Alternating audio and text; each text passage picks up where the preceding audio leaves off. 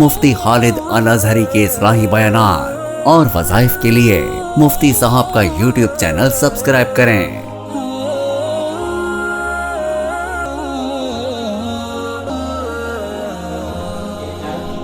ہم اسی کو دیں گے جو امیر المؤمنین ہے حضرت عمر فاروق رضی اللہ تعالیٰ عنہ جامی۔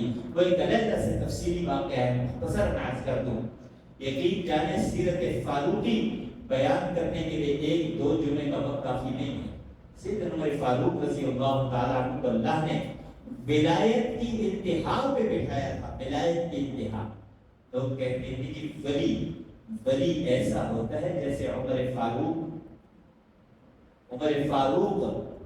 جیسے ولی ہوا کرتے ہیں۔ زبان سے جو بات نکالتے ہیں اللہ تبارک و تعالیٰ کے ہم قبول ہو جاتی ہے۔ جب یہ کریم صلی اللہ علیہ وسلم سے عرض کرنے لگے، اے اللہ کے رسول صلی اللہ علیہ وسلم، میرا جی چاہتا ہے کہ مقام ابراہیم پہ بھی نماز ادا کی جائے۔ اللہ کی طرف سے بھی ایک بات کر رہے ہیں، کبھی اتر رہے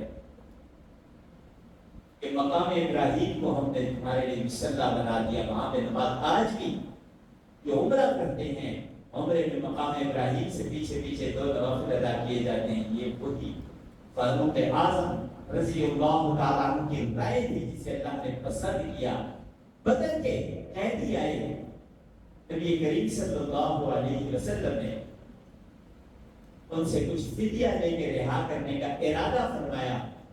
عمر فاروق رائے دی، نبی کریم صلی اللہ علیہ وسلم، اے اللہ کے رسول صلی اللہ علیہ وسلم، کافروں کے ساتھ جہاد والا معاملہ نہیں، انہیں مار دیا جائے، ان سب کو قتل کر دیا جائے۔ اللہ تبارک و تعالیٰ کی طرف سے آیت اترے، عمر فاروق رضی اللہ تعالیٰ عنہ کی رائے کی تائید میں۔ تیسرا ایک اور بہت بڑا مسئلہ، عمر فاروق رضی اللہ تعالیٰ عنہ نبی کریم صلی اللہ علیہ وسلم کی خدمت میں آتے ہیں اور عرض کرتے ہیں، اللہ کے رسول صلی اللہ علیہ وسلم، آپ اپنی ازواج سے، بیٹیوں سے، سب مسلمان عورتوں سے کہیں کہ وہ جب گھروں سے نکلے تو اپنے جسم کو ڈھانپ لیا کریں۔ عمر فاروق رائے دے رہے ہیں، اللہ تبارک و تعالیٰ کی طرف سے آیت اتر آئی، یا ایھا النبی قل لازواجک وبناتک ونساء المؤمنین یدنین علیہن من جلابیبہن۔ اے نبی صلی اللہ علیہ وسلم، قل لازواجک، اپنی ازواج سے کہہ دیجیے، اپنی بیٹیوں سے کہہ دیجیے، اور تمام امت کی مسلمان عورتوں سے کہہ دیجیے کہ وہ جب گھر سے نکلے تو اپنی اوڑھنیاں لے لیا کریں، اپنے جسم کو ڈھانپ لیا کریں۔ 20 مقامات ایسے ہیں جس میں عمر فاروق کی رائے کی تائید اللہ تبارک و تعالیٰ نے کی۔ عمر فاروق رضی اللہ تعالیٰ عنہ جب منصب خلافت پہ بیٹھے، وہ جری عمر، وہ سخت گیر عمر، جس کو دیکھ کے کہ میرے نبی صلی اللہ علیہ وسلم کا ارشاد نے فرمایا، جس رستے سے عمر گزرتا ہے، جو شیطان ہے، چاہے وہ انسانی شیطان ہے، جنات کے شیطان ہے، وہ رستہ چھوڑ کے ڈر سے بھاگ جاتے ہیں۔ آج بھی عمر کا نام جسے چبھتا ہے وہ اپنے ایمان کی فکر بنا لے، جسے عمر کا نام چبھتا ہے اس کے ایمان میں فرق ہے، مگر عمر فاروق رضی اللہ تعالیٰ عنہ تو وہ ہیں جن سے نبی کریم صلی اللہ علیہ وسلم بھی راضی ہیں۔ نبی پاک صلی اللہ علیہ وسلم کے لیے ایک احترام کا رشتہ بھی عمر فاروق کے ساتھ ہے کہ سسر ہیں۔ حضرت حفصہ بنت عمر نبی کریم صلی اللہ علیہ وسلم کی زوجہ ہے، مسلمانوں کی ماں ہے حضرت حفصہ۔ یہ احترام کا رشتہ بھی موجود ہے۔ اور سیدنا علی رضی اللہ تعالیٰ، ہم صحابہ میں مقابلے کے قائل نہیں ہیں، صحابہ میں کوئی مقابلہ نہیں، وہ سب ایک دوسرے کی عزت کرتے ہیں۔ حضرت علی رضی اللہ تعالی عنہ کی صاحبزادی حضرت عمر کی زوجہ بنتی۔ یہ عمروں کی تفریق آج لوگ کرتے ہیں، اس دور میں عمروں کی تفریق نہیں تھی، شخصیت کے ساتھ نسبتوں کو جوڑا جاتا تھا۔ حضرت عمر نے خواہش کا اظہار کیا، حضرت علی نے قبول کر لیا۔ اسی لیے تو میں نے شروع میں کہا، سسر نبی اور داماد علی سیدنا عمر فاروق رضی اللہ تعالیٰ عنہ۔ عمر فاروق رضی اللہ تعالیٰ عنہ جب خلیفہ بنے تو پھر راتوں کی نیندیں ختم ہو گئی۔ راتوں کی نیندیں نہیں تھی، رات کو لوگوں کی خیر خبر دیا کرتے تھے، اپنا دیش بدل کے عمر فاروق رضی اللہ تعالیٰ عنہ اور وہ نظام دنیا کو دے کے چلے گئے۔ ان کا یہ قول ہے کہ فرات کے کنارے پہ، فرات وہ مدینہ میں بیٹھے ہیں، فرات کے عراق میں ہے، کہ فرات کے کنارے پہ اگر کوئی بھوکا کتا یا بکری وہاں مر جائے تو عمر اپنے آپ کو اس کا ذمہ دار سمجھتا ہے کہ عمر کے دور خلافت میں ایک جائیداد بھوک سے مر گیا، کیوں مرا؟ یہ نظام دیا انہوں نے دنیا کو، وہ نظام دیا جو نظام آج عالم کفر نے تو بنا دیا۔ انگلینڈ کا جو نظام ہے نا، ان کا جو قانون ہے وہ اس کے مطابق ہے۔ رفائی اسٹیٹس دنیا میں جتنی ہیں، دنیا کی پہلی اسلامی فلاحی ریاست مدینہ طیبہ میں قائم کرنے والے سیدنا عمر فاروق رضی اللہ تعالیٰ، 10 سالہ دور سارا فتوحات کا دور، اور فتوحات بھی کیسی کہ جس طرف اسلامی لشکر چلتا ہے کفر مقابلہ کرنے کی سکت نہیں رکھتا، اگر آتا بھی ہے تو ڈھیر ہو جاتا ہے۔ اور یہ اللہ کا ولی، جیسے میں نے بات کی نا، ولی کون ہوتا ہے؟ جو اللہ کا دوست ہوتا ہے۔ الا ان اولیاء اللہ لا خوف علیہم ولا هم يحزنون۔ منبر پہ کھڑے ہیں، جمعہ کا دن ہے، خطبہ جمعہ دیتے ہوئے اچانک خطبہ جمعہ کے دوران کہتے ہیں یا ساریۃ الجبل، یا ساریۃ الجبل، یا ساریۃ الجبل۔ صحابہ ایک دوسرے کو دیکھنے لگے کہ خطبہ ہو رہا ہے، یہ حضرت ساریہ کو کیوں آوازیں دے رہے ہیں؟ اے ساریہ پہاڑ کی طرف دیکھو، اے ساریہ پہاڑ کی طرف دیکھو، اے ساریہ پہاڑ کی طرف دیکھو۔ 3 دفعہ یہ آواز دی۔ جمعے کے بعد لوگوں نے پوچھا حضرت آپ حضرت ساریہ کو کیوں آوازیں دے رہے تھے؟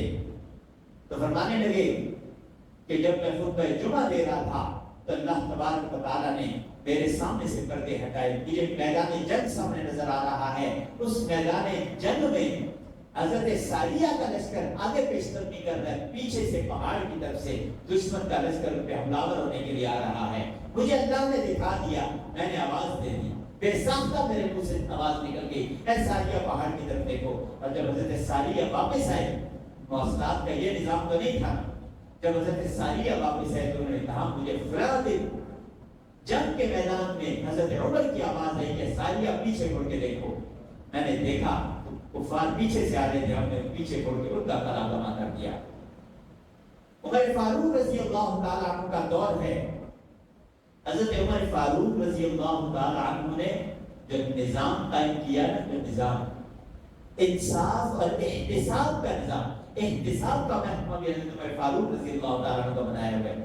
وہ جب گورنر مقرر کرتے کسی نئے علاقے پہ تو سب سے پہلے اس گورنر کی تمام منقولہ و غیر منقولہ جائیداد لکھی جاتی، اس کے پاس کیا کچھ ہے۔ آج یہ گورنر کرنے سے پہلے اس کے پاس کیا ہے، کپڑوں کے جوڑے تک لکھے جاتے کہ اتنے جوڑے کپڑے اس کے پاس موجود ہیں، جوتا ہے تو کون سا ہے، نقد رقم ہے تو کتنی ہے، اس کی جائیداد ہے تو کتنی ہے، اس کے پاس سونا چاندی اشرفیاں ہیں تو کتنی ہیں، یہ لکھ دیا جاتا۔ اور پھر جب اس کو گورنری سے ہٹایا جاتا، یہ درمیانے منصب کے جب پتہ چلتا، احتساب کیا جاتا، اگر بڑے ہوتے اثاثے تو اسے معزول کر دیا جاتا۔ ایک صحابی کے بارے میں آتا ہے، وہ گورنر تھے، حضرت عمر سے ملنے آئے تو حضرت عمر نے دیکھا کہ ان کے حالات کچھ زیادہ ہی اچھے نظر آ جاتے ہیں نا، حالات پہناوے سے، جان چلن سے، تو حالات کچھ زیادہ اچھے نظر آئے۔ پوچھا کیسے گزر بسر ہو رہی ہے؟ وہ عرض کرنے لگے کہ امیر المؤمنین، بس میں کوئی تنخواہ نہیں لیتا، بس اپنا کاروبار بھی ساتھ کرتا ہوں، اس کاروبار سے اچھا نفع ہو جاتا ہے، فوری طور پہ وہی معذوری کرتی ہوں کہ میں نے تجھے کاروبار کے لیے نہیں، لوگوں کی خدمت کے لیے بھیجا ہے۔ اگر گورنر بن کے کاروبار کرنا ہے تو لوگ تو تیرا لحاظ کریں گے کہ گورنر ہے، وہ اپنے منصب سے غلط فائدہ اٹھا رہا۔ ایک شخص آیا، جیسے آج کے دور میں بھی لوگ آتے ہیں نا ملازمت کی تلاش ہے، ایک شخص آیا اور آ کے عرض کی حضرت عمر فاروق رضی اللہ تعالیٰ عنہ سے، اے امیر المؤمنین مجھے کہیں گورنر مقرر کر دیں۔ کہا تجھ میں اہلیت ہے؟ کہنے لگا میرے میں اہلیت ہے، اس کی گورنری مانگ رہا ہوں، مجھے گورنر مقرر کر دیں۔ سوال کیا کیا تم نے قرآن پڑھا ہے؟ کہنے لگا نہیں۔ کہا جاؤ قرآن پڑھو، جب قرآن پڑھ چکو تو میرے پاس آنا۔ وہ شخص گیا، کچھ عرصے بعد کسی جگہ گورنر کی ضرورت پڑی تو حضرت عمر فاروق نے اس شخص کو بلایا کہ آؤ جی تمہیں گورنر مقرر کرتے ہیں، تم نے قرآن پڑھ لیا ہے؟ کہنے لگا پڑھ لیا۔ کہا میں تمہیں گورنر مقرر کرتا ہوں؟ کہنے لگا نہیں، پہلے میں نے قرآن نہیں پڑھا تھا، میں نے قرآن پڑھ لیا، میں اس قابل نہیں ہوں کہ گورنر بن سکوں۔ عمر فاروق رضی اللہ تعالیٰ عنہ کا دور ہے، مصر سے خط آتا ہے گورنر کا کہ بڑا عجیب واقعہ ہے، یہاں پہ دریا نیل میں ہر سال ایک نوجوان دوشیزہ کو دلہن بنا کے ڈالا جاتا ہے، تب دریا نیل چلتا ہے، اور اگر ایسا نہ کیا جائے تو دریا نیل نہیں چلتا۔ گزشتہ سال ہم نے نہیں کیا کہ یہ کرنا منع ہے تو دریا نیل نہیں بہا، کیا کیا جائے؟ حضرت عمر فاروق رضی اللہ تعالیٰ نے خط لکھا دریا نیل کے نام۔ خط کس کے نام لکھا؟ دریا نیل کے نام۔ دریا کے نام خط لکھ رہے ہیں اور دریا مان رہے ہیں، دریا مان رہے ہیں۔ آج ہمارا حکمران کسی بندے سے کچھ کہے تو انسان ماننے کو تیار نہیں، ان کا حکم تعمیل ضروری نہیں سمجھتے، لیکن جب بندہ اللہ کا ہو جاتا ہے سے حکم دعوت تو گردن کو پیش۔ مشیر صاحب نے کہا تھا نا کہ اللہ کے حکم سے تو اپنی گردن کو نہ پھیر، رو گردانی نہ کر، تو دنیا کی کوئی طاقت تیرے حکم دوری نہیں کر سکتی۔ عمر فاروق خط لکھتے ہیں دریا نیل کے نام، اے دریا نیل، میں امیر المؤمنین عمر بن خطاب تجھ سے مخاطب ہوں، اگر تو اللہ کے حکم سے چلتا ہے تو چل، اگر اللہ کے حکم کے علاوہ کسی اور چیز سے چلتا ہے تو ہمیں تیرے چلنے کی کوئی ضرورت نہیں۔ اور کہا یہ خط اسی طرح جا کے دریا میں ڈال دو۔ خط دریا میں ڈالا گیا، دریا نیل وہ جو چلا ہے آج تک دوبارہ نہیں گزرا۔ یہ کیا ہے؟ یہ اللہ کا حکم ماننے والوں کا حکم ہے۔ عمر فاروق کا دور سارے کا سارا فتوحات کا دور ہے، اسلام کے غلبے کا دور ہے۔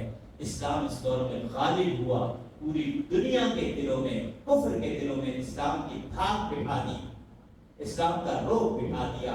آج بھی عمر فاروق کے نام سے کفر بھی لرزہ بداندام ہے، اور وہ جو بے ایمان ہے وہ بھی عمر کے نام سے ڈرتے ہیں۔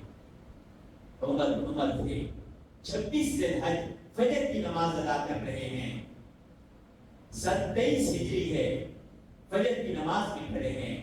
نماز کے دوران ابو اللؤلؤ فیروز مجوسی ایرانی نے حملہ کر دیا، دو دھاری خنجر سے جسے اس نے تیزاب کے اندر بھگو رکھا تھا، زہر آلود تھا، اس خنجر سے 3 بار کیے۔ نماز پڑھا رہے ہیں، بغیر نہ سامنے سے ہوکر کے آنا کسی کے مجال نہیں، نماز کے دوران حملہ کیا گیا۔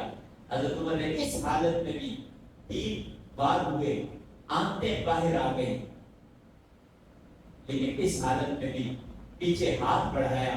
عبد الرحمن ابن عوف کھڑے تھے، انہیں مسلح پہ کھڑا کیا، مسلمانوں نے نماز ادا کی۔ وہ جب ابو اللؤلؤ بھاگا تو اس نے 12 صحابہ کو زخمی کیا، اس بھاگم دوڑ میں اس خنجر کے وار سے 6 مزید صحابہ شہید ہوئے نماز پڑھ رہے تھے۔ 18 لوگوں کے بعد اس نے کیا، 12 زخمی ہوئے، 6 شہید ہوئے، اور 19 میں حضرت عمر فاروق رضی اللہ تعالیٰ عنہ، حضرت عمر فاروق کو جب گھر لے جایا گیا، دودھ پلایا گیا تو دودھ پیٹ سے آنتوں سے باہر آ گیا۔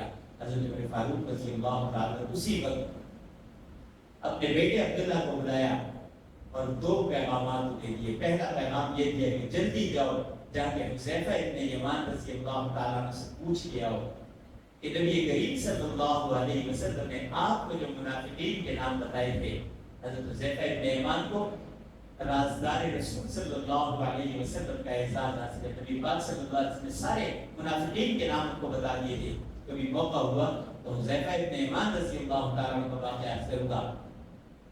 حذیفہ ابن یمان رضی اللہ تعالیٰ سے جا کے پوچھو اس فہرست میں جس میں منافقین کے نام آپ صلی اللہ علیہ وسلم نے آپ کو بتائے تھے، اس میں میرا نام تھا۔ حضرت حذیفہ ابن یمان دوڑتے ہوئے پاس آئے اور عرض کی، اے امیر المؤمنین، آپ ایسا کیوں سوچتے ہیں؟ وہ تو منافقین کے لیے تھا، لیکن اس کے باوجود ایک وصیت کی تھی، वसीयत ये की थी। उससे पहले अर्ज कर दूं कि उम्मुल मुमिनीन हज़रत आयशा सिद्दीक़ा रज़ियल्लाहु ताला अन्हा से दरखास्त की कि मेरी ख्वाहिश है अपने बेटे अब्दुल्ला से कह जाके ये ना कहना कि अमीरुल मुमिनीन का पैगाम है, ये कहना उमर इब्न खत्ताब कहता है, आपका बेटा कहता है कि अगर आप इजाजत दें तो मैं नबी करीम सल्लल्लाहु अलैहि वसल्लम और सिद्दीक़ अकबर के साथ उनके हुजरे में आराम करना चाहता हूँ। अगर आपकी इजाजत हो, हुजरा आपका है, आप इजाजत देंगी तो मैं वहां दफन होना चाहता हूँ। और साथ ये भी कहा कि जब मैं फौत हो जाऊं, मेरा जनाजा हो, तो जनाजे में देखना, हुज़ैफा इब्न यमान अगर जनाजे में शरीक हैं तो फिर तो मुझे ले जाना नबी करीम सल्लल्लाहु अलैहि वसल्लम के पहलू में दफनाने के लिए, लेकिन अगर वो मेरे जनाजे में नजर ना आए तो फिर मुझे आम कब्रिस्तान में दफना देना। और साथ ये भी कहा कि जब मेरा जनाजा हो, जनाजा हुजरा मुबारक के बाहर ले जाके रखना और फिर दोबारा इजाजत मुमिनीन से लेना। आज मैं जिंदा हूँ, कल मरा हुआ होगा, हो सकता है आज मेरा लिहाज करते हुए उन्होंने इजाजत दे दी हो, तो जब मैं दुनिया में न रहूं तो इजाजत के बगैर दफन न करना। मुमिनीन ने बखुशी दफन होने की इजाजत दी। हुज़ैफा इब्न यमान सफ़े अव्वल के अंदर खड़े थे। हज़रत उमर फारूक रज़ियल्लाहु ताला अन्हु जब हमला किया गया तो सवाल किया था कि मुझ पे हमला करने वाला कौन है। जवाब मिला कि अबू लुलु फिरोज मजूसी है। तो उस वक्त शुक्र अदा किया था कि परवरदिगार तेरा शुक्र है कि मैं किसी काफिर के हाथों शहीद हो रहा हूँ, किसी मुसलमान का हाथ मेरे खून से रंगालूद नहीं है। अल्लाह तबारक व तआला ने इस हस्ती को इतना बुलंद मकाम अता किया कि ये मकाम कायनात में किसी और को न मिल सका। आखिर दावाना अल्हम्दुलिल्लाह। मुफ्ती खालिद साहब से मजीद रहनुमाई, वज़ाइफ और इस्लामी मसाइल के हल के लिए हमारे चैनल को सब्सक्राइब करें, बेल आइकन दबाएं और दीन की रोशनी अपने दिलों में जगाएं।